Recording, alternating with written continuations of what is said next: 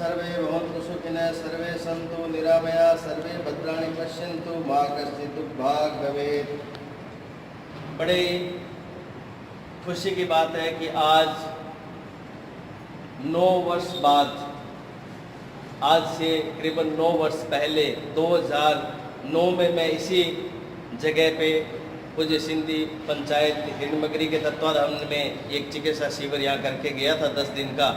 और आज फिर 9 वर्ष के बाद फिर यहाँ पधारने का मौका मिला, यहाँ सेवा करने का मौका मिला। इसी उपलक्ष्य में आज पूज्य सिंधी पंचायत हिरणमगरी सेक्टर 3 से 8 का सेवा संस्थान का मैं त्रिमूर्ति प्राकृतिक उपचार एवं शोध संस्थान नाहन हिमाचल प्रदेश की तरफ से तहे दिल से आभार व्यक्त करता हूँ। यहाँ पधारे हुए पूज्य सिंधी पंचायत हिरणमगरी के पदाधिकारी सचिव महोदय ओम प्रकाश जी तलदार, अध्यक्ष जी मुरली जी राजानी जो भी यहाँ पे उपस्थित नहीं है, बाहर गए हुए किसी कारणवश से, और ओम प्रकाश जी आहूजा और जितने भी पूज्य सिंधी पंचायत के सभी सदस्यगण पदाधिकारी उन सब लोगों का, ओम सेवा संस्थान के सभी सदस्यों का, इसके संस्थापक ओम प्रकाश जी मुथा जिनसे भी मेरी बहुत टाइम पहले या जब मैं शुरू में उदयपुर आज से 9 वर्ष पहले जब यहाँ आया था तो सबसे पहले मेरी मुलाकात इनसे SPBC बैंक में हुई थी इसी चिकित्सा शिविर के लिए। लेकिन यहाँ चिकित्सा शिविर हो गया था, किसी कारणवश मेरे को बीच में बाहर जाना पड़ गया, फिर दोबारा फिर इनसे मुलाकात हुई।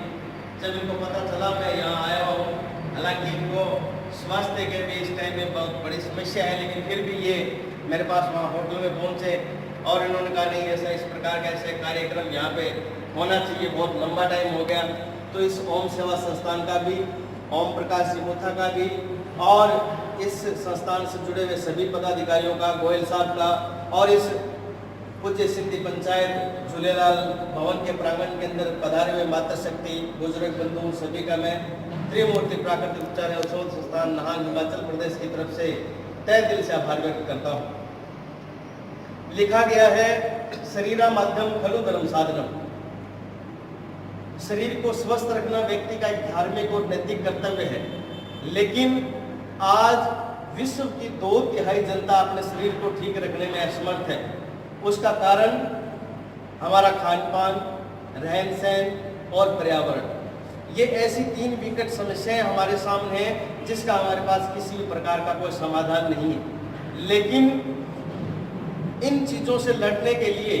कि हमारे शरीर के अंदर किसी प्रकार की बीमारी नहीं आए, इस चीज़ से लड़ने के लिए हमें हमारे शरीर की जो बीमारी के साथ लड़ने की जो क्षमता है, जो शक्ति है, जिसको हम इम्यूनिटी पावर, रोग प्रतिरोधात्मक जो क्षमता बोलते हैं, उसको बढ़ाने के लिए आज हमें इन्हीं वैकल्पिक चिकित्साओं का योग, प्राणायाम, ध्यान या एक्यूप्रेशर है, सुजोग है, रेकी है, इन सभी चिकित्साओं का सहारा लेना पड़ेगा।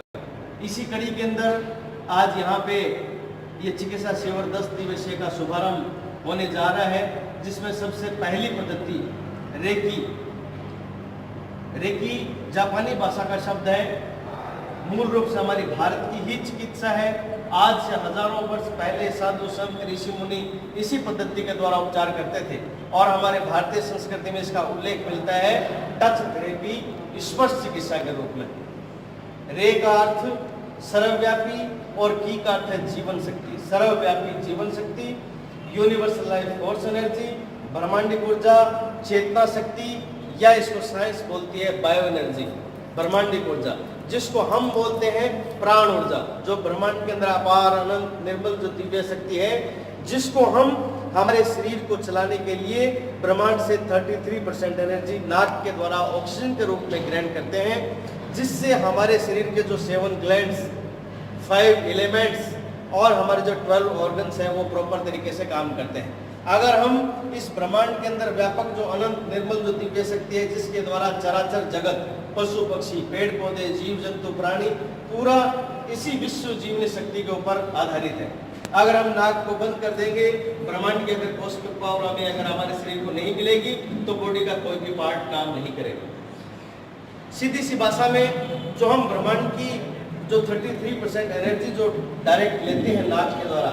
जिसमें से 25% एनर्जी हमारी बॉडी के अंदर वेस्टेज हो जाती है, जो ऑटोमेटिक क्रियाएं हैं, जैसे भूख लगना, डाइजेस्ट करना, मलमूत्र, सोच विचार, जितनी भी जो ऑटोमेटिक क्रियाएं हैं वो किसके आधार पर चल रही है, वो इसी एनर्जी के आधार पर।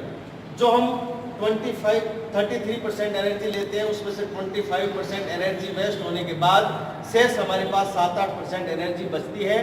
जिसको हम बोलते हैं आत्मिक पावर, स्पिरिचुअली पावर। और हाथ हमारे एनर्जी के क्षेत्र है, जहां से हम एक दूसरे व्यक्ति के ऊपर ये एनर्जी ट्रांसफर करते हैं। सभी, जैसे हम किसी को आशीर्वाद देते हैं, सहलाते हैं, या कोई दुखी व्यक्ति आता है उसको हम थपथपाते हैं और आगे वाला व्यक्ति बिल्कुल एकदम रिलैक्स महसूस करता है। तो हमने क्या किया, हमारी आत्मिक पावर हाथों के द्वारा हमने उसके ऊपर ट्रांसफर कर दी।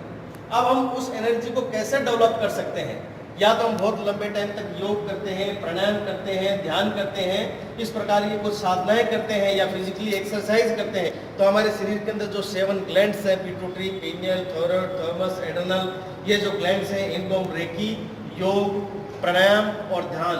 इन चीजों के अंदर बोलते हैं चक्र। हमारे शरीर के अंदर 7 चक्र हैं, जिसमें सबसे पहला मूलाधार, उसके बाद में हमारा मणिपुर, अनाहत हृदय चक्र, विशुद्ध चक्र, और हमारा थर्ड आई आज्ञा चक्र, और उसके बाद में हमारा सहस्त्रार चक्र। धीरे धीरे जैसे हमारे ये ग्लैंड्स जो चक्रास एक्टिवेट होते हैं, तो हमारे जिस प्रकार से बॉडी के अलग अलग पार्टों के अलग अलग कार्य हैं, आंख का काम देखने का है, कान का काम सुनने का है, नाक का काम सूंघने का है, इसी प्रकार से हमारे अलग अलग बॉडी के जो चक्रास हैं उनके अलग अलग कार्य हैं। सहस्त्रार चक्र, पीनियल कोड जैसे ये एक्टिवेट होता है, ब्रह्मांड की 100% एनर्जी को इन्वॉल्व करता है, जिसका स्ट्रोक हृदय चक्र में रहता है, और हाथों के द्वारा हम आगे एनर्जी ट्रांसफर करते हैं। इसमें किसी प्रकार का कोई यंत्र, मंत्र, तंत्र, हिप्नोटाइज्म, किसी प्रकार का कोई धर्म, किसी प्रकार का कोई संप्रदाय, ऐसा कोई सिस्टम नहीं है। ये ब्रह्मांड की सर्वोच्च शक्ति है, इसी के साथ व्यक्ति का जीवन होता है, इसी के साथ जीवन जीता है, और इसी एनर्जी के साथ व्यक्ति का अंत होता है। तो ये ब्रह्मांड की सर्वोच्च शक्ति है, जिसको ग्रहण करके हम हमारे शरीर की इम्यूनिटी पावर को, रेकी एक ऐसी थेरेपी है, योग, प्राणायाम और ध्यान, इन तीनों चीजों का मूल रस है। रेकी करने से या रेकी करवाने से रेकी दी नहीं जाती, रेकी ली जाती है। यहाँ बैठ करके ऐसा नहीं कि डॉक्टर आपका इलाज करेगा, इलाज लेने के लिए क्षमता आपके अंदर होनी चाहिए। व्यक्ति के ऊपर 4 प्रकार की कृपाएं बताई गई है, जिसमें सबसे पहली कृपा होती है परम पिता परमात्मा की और माता पिता की, जो इस देही का हमारे को ये मनुष्य शरीर देते हैं, इसकी रचना करते हैं। दूसरी कृपा हमारे ऊपर होती है वेदों की, जो हमें पढ़ने और लिखने का ज्ञान करवाते हैं। और तीसरी कृपा होती है गुरु की, जो उसका हमें उद्बोध करवाता है। क्या हमारे अंदर है, लेकिन उसका उद्बोधन कौन कराता है, हमारा गुरु करवाता है कि ये क्या है। इसी प्रकार से चौथी कृपा है इंसान की खुद पे कृपा। जब तक इंसान अपने आप के ऊपर कृपा नहीं करता, तब तक वो अपने परिवार के अंदर, अपने घर के अंदर, अपने समाज के अंदर, अपने राष्ट्र के अंदर उपयोगी नहीं हो सकता। तो इसमें सबसे पहले व्यक्ति को खुद पे अपने आप पे कृपा चाहिए, और वो कृपा ये है कि किस प्रकार से हमें बैठना है, कैसे हमें खाना खाना है, किस प्रकार से हमें रहना है, किस प्रकार से हमें बोलना है। तो इसी प्रकार से यहाँ अगर आप आकर के शुद्ध विचार से, अच्छे मन से, प्रॉपर तरीके से अगर बैठ करके और इस चीज को अगर रियलाइज करेंगे, तो आप इस चीज को महसूस करेंगे अच्छे तरीके से कि वाकई हकीकत में ये एनर्जी क्या है। तो ये टच थेरेपी स्पर्श चिकित्सा है, इसको आप लेकर के शारीरिक सभी जितनी भी मेडिसिन है या जितनी भी थेरेपियां हैं, उसमें सिर्फ व्यक्ति को शारीरिक मानसिक लाभ मिलता है, लेकिन ये शारीरिक मानसिक के साथ साथ व्यक्ति को आत्मिक लाभ भी देती है। ये थेरेपी ये बहुत ही अच्छी और सर्वोच्च पद्धति है। इसके साथ दूसरी पद्धति एक्यूप्रेशर। एक्यूप्रेशर भी कोई नई चिकित्सा नहीं है। हमारे भारत के अंदर अशिक्षितता थी, किसी प्रकार की कोई शिक्षा नहीं होने की वजह से ये पद्धति धीरे धीरे लुप्त हो गई। आज भी हमारे घर के अंदर सिर में दर्द होता है, हम सिर को दबाते हैं, कमर में दर्द होता है, कमर को दबाते हैं, पैर में दर्द होता है, पैर को दबाते हैं, हमें रिलीफ मिल जाता है, हम रिलैक्स हो जाते हैं। क्यों हो जाते हैं? क्योंकि उसको दबाने से, अंग को दबाने से हमारे बॉडी का रक्त का संचार बढ़ता है, जिससे हमारा शरीर स्वस्थ हो जाता है। तो ये एक्यू का मतलब कोई भी नुकीली चीज, और प्रेशर का मतलब दबाव दे करके, किसी भी नुकीली चीज से शरीर के ऊपर पॉइंट्स को दबा करके और रक्त के संचार को बढ़ा देना, ये एक्यूप्रेशर है। इसमें आज से हजारों वर्ष पहले एक्यूपंक्चर, आज जैसे कान को छिदवाना है, नाक को छिदवाना है, या हाथों में चूड़ी, कड़े, ये जो घड़ी जितनी भी हम पहनते हैं, अंगूठी पहनते हैं, पैरों में जो कडले और बिछिया डाले जाते हैं, सारे ही हमारे एक्यूप्रेशर और एक्यूपंक्चर के उदाहरण हैं। जिस प्रकार से हम धीरे धीरे पाश्चात्य सभ्यता में चले गए हैं, वैसे ही हमारे शरीर के अंदर बीमारियां पैदा होना शुरू हो गई है। एक्यूप्रेशर के अंदर पूरी बॉडी के ऊपर ऐसे पॉइंट्स होते हैं, बिंदु होते हैं, जिनको दबा करके रक्त के संचार को बढ़ाते हैं। एक्यूप्रेशर की 100% एडवांस पद्धति सुजो, दक्षिणी कोरिया में इसकी रिसर्च हुई थी। डॉक्टर प्रोफेसर पार्क जो उन्होंने इसकी रिसर्च की थी,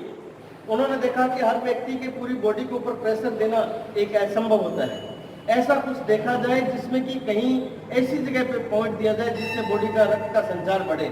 तो उन्होंने रिसर्च की, सू का मतलब हाथ और जोक का मतलब पैर, हाथ और पैर के अंदर, जैसे हमारे घर में किसी को एपिलेप्सी का अटैक आता है, हम हाथों और पैरों के अंदर मसाज करते हैं।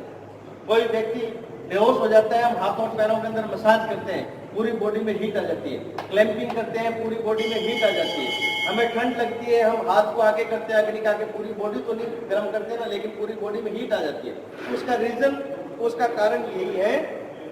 कि हमारे जितने भी बॉडी के रक्त संचार के जो बिंदु है वो हमारे हाथों और पैरों के अंदर है। पूरी शरीर के ऊपर पॉइंट नहीं दे करके सिर्फ और हाथ और पैर के अंदर ऐसे सूक्ष्म बिंदु दबा करके और रक्त के संचार को बढ़ाया जा सकता है, या उसके ऊपर इस प्रकार के ऐसे स्कार मैग्नेट सीड्स है जिनको लगा करके 3-4 घंटे तक उनके ऊपर दबाव पड़ता रहता है, जिससे बॉडी का ब्लड सर्कुलेशन शुरू हो जाता है और हमारे शरीर के अंदर जो अंग काम नहीं करते हैं वो अंग पूर्णतः प्रॉपर काम करना शुरू कर देते हैं और हम उस रोग से निजात पा लेते हैं।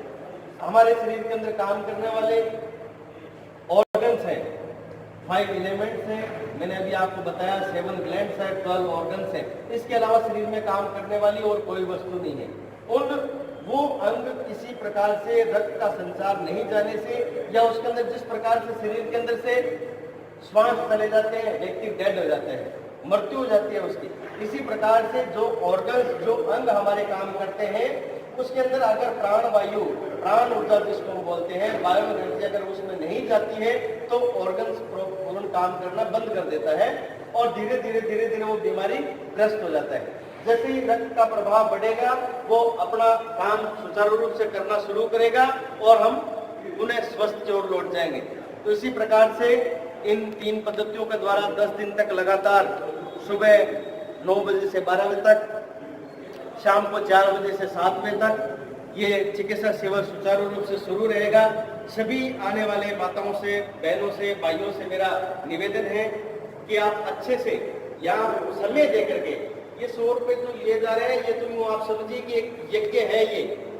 जन स्वास्थ्य अभियान जो चल रहा है इसका, इसमें आप लोगों की एक आहुति है, किसी प्रकार का शुल्क नहीं है, पूर्णतः ये निःशुल्क समझे आप इसको, क्योंकि 10 रुपए में रोज आपको आधा घंटा कम से कम आप खुद ताज्जुब करोगे कि जिस प्रकार से ये उपचार दिया जाता है। इसके लिए अगर रोज का अगर 100-200 रुपए लिया जाए तो भी कम है, लेकिन शोध संस्थान का वो ये है कि ये जो ऐसी नेचुरल जो चिकित्साएं हैं जिसके अंदर किसी प्रकार का कोई खर्च नहीं है, किसी प्रकार का कोई साइड इफेक्ट नहीं है और किसी प्रकार का कोई छोटे बड़े का कोई भेदभाव नहीं है, किसी प्रकार के कोई जाति पाति का कोई भेदभाव नहीं है, ऐसी सुलभ चिकित्सा जिसको करवा के नहीं, जिसको व्यक्ति अपने दैनिक जीवन के अंदर जोड़ करके इस क्रिया को और आने वाले समय के अंदर जो होने वाली बीमारियां हैं उसको भी खुद स्वतः व्यक्ति ठीक कर सकता है। ये ऐसा नहीं है कि 10 दिन के अंदर व्यक्ति पूर्ण रूप से ठीक हो जाता है। कुछ बीमारियां हैं जिससे व्यक्ति 10 दिन में पूर्ण रूप से ठीक भी हो जाता है, लेकिन ऐसा नहीं कि एक बार बीमारी ठीक हो गई तो दोबारा हमें होगी नहीं। हमारे शरीर में दिन प्रतिदिन किसी न किसी वजह से शरीर में बीमारियां आती रहती है, लेकिन अगर ऐसी पद्धतियों का हमें नॉलेज है, ऐसी पद्धतियों की हमें जानकारी है, तो हम खुद स्वतः उन बीमारियों को ठीक कर सकते हैं, या स्वस्थ व्यक्ति भी ऐसी चिकित्साओं को अपना करके और शरीर में होने वाली बीमारियों को स्वतः ठीक कर सकता है। तो इस प्रकार की चिकित्साएं हैं जिसके अंदर किसी प्रकार का कोई खर्च नहीं है। हमारा मेन उद्देश्य यही है कि इस पद्धति का जन जन तक प्रचार प्रसार हो, लोग इसको अपनाएं, भारत के अंदर ये पद्धति रिकॉग्नाइज हो, रजिस्टर्ड हो, प्राथमिक चिकित्सा के रूप में सभी लोगों को ये चिकित्साएं मिले और इस प्रकार से लोग जो है वो खर्च से भी बच सके। दूसरा सबसे बड़ा ये है कि आज विश्व का देश के लिए कहते हैं कि सोने की चिड़िया, अगर देश के लोगों की दवाइयाँ अगर बंद हो जाएगी ना तो स्वतः सोने की चिड़िया बन जाएगी। क्योंकि